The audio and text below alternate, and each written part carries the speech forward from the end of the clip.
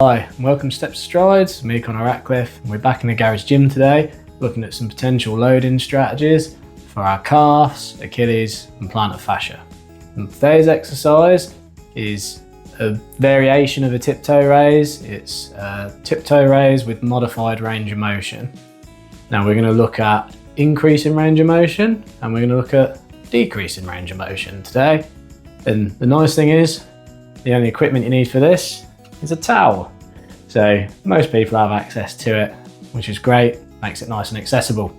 Now you can obviously do this in different ways, and the one that you'll see most commonly is probably just dropping off of a step, but it kind of takes you all the way down to end range of motion, or you have to stop the range of motion incrementally, and that might be suitable for some, but I think this gives us a bit more of an objective progression or regression, and an easy way to track our progress throughout the kind of modification and progression of this exercise.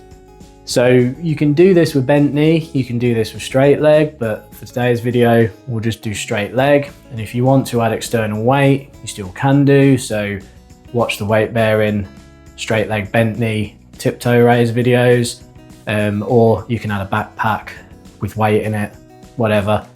Typically, most of the time when I'm looking at doing this, I'm using the range of motion as the progression. I'm not using the external load as the progression. But just again, FYI, you can do.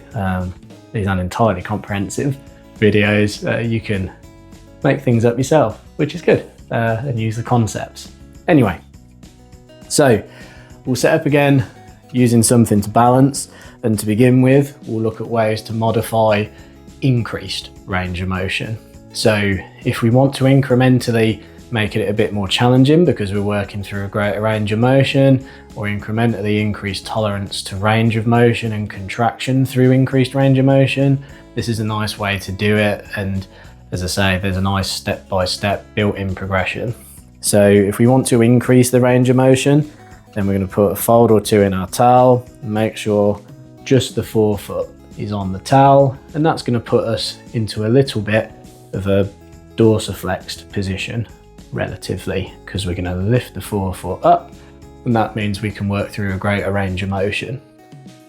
Then we're just going to follow a very similar progression to what we would ordinarily. We'll use a 1, 2, 3 second tempo, so we bias the eccentric phase, and we're going to come up for 1, hold for 2, down nice and slowly through the eccentric phase for 3. Now, if I want to make this a bit more challenging and reps are adequate, it's appropriate, then my progression on this, add a fold into the towel, and that's going to start us from a bigger deficit. It's going to put us into more dorsiflexion. So now we can put our foot on there and repeat exercise. So up for 1, hold for 2, down for a count of 3, and you can see that now there's an increased range of motion. So nice and easy way to gradually, progressively increase range of motion, rather than going from perpendicular and then straight down to end range of motion by dropping off of the edge of a step. As I say, there are times where that's appropriate, but this gives us a progressive option. Now, if we want to do this the other way, don't really need to change too much, but if I've got intolerance to range of motion, then we're just going to put the heel on the towel. So in this position, it's going to start me from a deficit into plantar flexion. So we're just modifying the sagittal plane start position, and now rinse and repeat. So it's a smaller range of motion, up for 1, hold for 2, down for 3.